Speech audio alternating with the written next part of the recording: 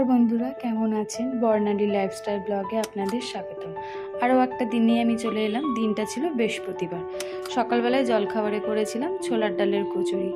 ছেলেকে এই স্কুল যাওয়া নিয়ে কি টিফিন দেবো করে চিন্তা ভাবনা করলাম, তাহলে ছোলার ডালের কচুরি করে নিই। ছেলেরও টিফিন হয়ে যাবে, আমাদেরও খাওয়া হয়ে যাবে। তারপর টিফিন করে এই যে বেডটাকে ক্লিন করে নিলাম। তারপর চান টান করে এসে আমার এই বৃহস্পতিবারের পুজো ছিল, এই পুজোতে বসে গেলাম। গোপু সোনাদের চান করাচ্ছে। আমার তো তিনটে গোপালকে চান করাচ্ছি আস্তে আস্তে। বৃহস্পতিবারের পুজো মানেই একটু অনেকক্ষণ সময় লাগে। সব আসন পাল্টানো, গোপু সোনাদের চান করা, ড্রেস চেঞ্জ করা, সব দেবতাদের ফুল চন্দন মালা পরানো। আমি প্রত্যেক বৃহস্পতিবারই মালা পরাই সবাইকে। আমার গুরুদেব গুরুমা আছে, আর গোপু সোনারা আর মা লক্ষ্মীনারায়ণদের মালা পরাই। এই যে এখন আমি সাজাচ্ছি গোপু সোনাদের ফুল টুল দিয়ে, চন্দন টন্দন দিয়ে সাজাচ্ছি।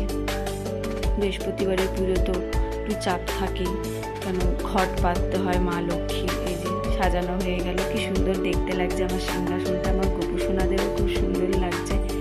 সত্যি ফুল দিয়ে সাজালে কি ভালো লাগে দেখতে বলুন। তারপর আমি বৃহস্পতিবারের ঘট পাতবো। ওই ঘরটাকে রেডি করছি।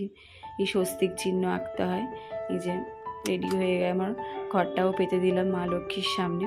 ঘরটার পাতে আমার পুজোও কমপ্লিট হয়ে গেল। তারপর আমি রান্নাঘরে চলে এলাম রান্না করতে। তো আমার হাজব্যান্ড মাছ এনেছিল, তো মাছের ঝোল করব, আর এই কচুর শাক ইলিশ মাছের মাথা দিয়ে করব।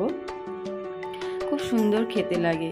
আমার রান্নাও হয়ে গেল। রান্নার ফাঁকে ফাঁকে বাসন যা থাকে বাসনগুলোও মেজে নিই। আমার তো এই কাজের লোক নেই, তো আমাকেই করতে হয়। তো মাছের ঝোলটাও রান্না হয়ে গেল। ভোলা মাছের ঝোল করেছিলাম, আর এটা হচ্ছে শাপলার বড়া করেছিলাম। খুব সুন্দর খেতে হয়। তোমরা জানি না কি যে কোনো দিন কেউ নাম শুনেছো কি না, শাপলা খুব ভালো খেতে হয়। শাপলার বড়া করেছিলাম খেতে। এই রান্না করতে করতে ওই জামা কাপড়গুলোকে একটুখানি মেলে দিলাম। এই করেই কাজের ফাঁকে ফাঁকে আমাকে সব করে নিতে হয়, কেননা হেল্পিং হ্যান্ডেই না, আমাকে একাই সব করতে হয়। তারপর বড়াটা টেস্ট করলাম। দুপুরের খেয়ে দিয়ে এই যে সন্ধে দিয়ে দিলাম। সন্ধে দিয়ে এবার চা বসাবো।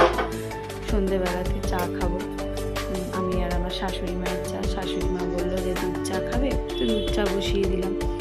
তারপর ইচ্ছা করলে একটু সিমইয়ের পায়েস করব। তারপর চাটা খেয়ে সিমইয়ের পায়েস করলাম। এই যে আমার খুব ভালো লাগে খেতে এই সিমইয়ের পায়েসটা। চালের পায়েসের থেকে এই পায়েসটা বেশি ভালো লাগে খেতে। খুব দারুণ খেতে হয়েছিল। রাতের ডিনার সারা হয়ে গেছে। তারপরে এই রাতের ডিনারের পর যা বাসন বেরোয় সব বাসনগুলোকে মেজে নিই। কিচেনটাকেও ক্লিন করে নিই। রাতেই ক্লিন করে রাখি। কিচেনটাকে ক্লিন করে রাখলে কি পরের দিনে কাজ করতে একটু সুবিধা হয়, ভালোও লাগে। এই যে কাজ করছি আর হাজব্যান্ড পাশে দাঁড়িয়েছিল, তার সাথে গল্প করছিলাম। ক্যামেরার সামনে আসে না, তো পাশে দাঁড়িয়ে আমি দেখছিল ক্যামেরা কি করছি, সেই হাসছি। তো এখানেই আমি ব্লগটাকে শেষ করলাম।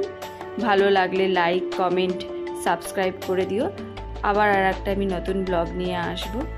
বাই।